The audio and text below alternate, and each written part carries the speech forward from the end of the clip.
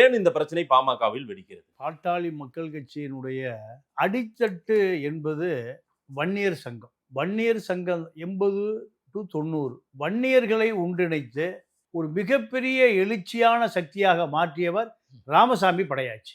S Ramasamy Padayachi. வன்னியர்கள் மத்தியில் ஒரு பெரிய எழுச்சி ஏற்பட்டு சரி, அவர் அதை காங்கிரஸில் கரைத்து விட்டார். ஓகே. வன்னியர்களுக்கு எந்த விதமான நலனும் இல்லை. எஸ் ராமசாமி படையாச்சார் நடத்திய உழைப்பாளர் கட்சியா? ஆமா ஆமா. அப்போ நிறைய எம்எல்ஏக்களே இருந்தாங்களா அந்த கட்சிக்கு? ஆமா ஆமா.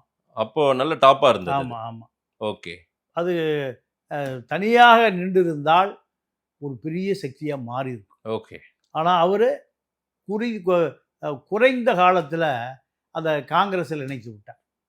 அதோட வன்னியர்களுக்கான வரலாறு முடிந்தது. அதன் பிறகு நீங்க இந்த வன்னியர் சங்கத்தை ஆரம்பித்தவள் சா சுப்பிரமணியன், ஒரு ஐஏஎஸ் அதிகாரி. ஓகே. சாசுன்னு சொல்லுவாங்க. சாசு. அப்புறம் வன்னி அடிகளார். ஆமா.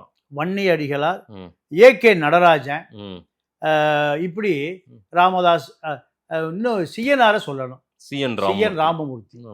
இவர்களெல்லாம் சேர்ந்து தான் இந்த வன்னியர்களுக்கான எழுச்சியை ஒரு வரைமுறைப்படுத்தினார்கள். பூத்தா அருள்மொழி, அதெல்லாம் நீங்க ராமதாஸுக்கு அந்த வேற பேட்ச், அடுத்த பேட்ச்.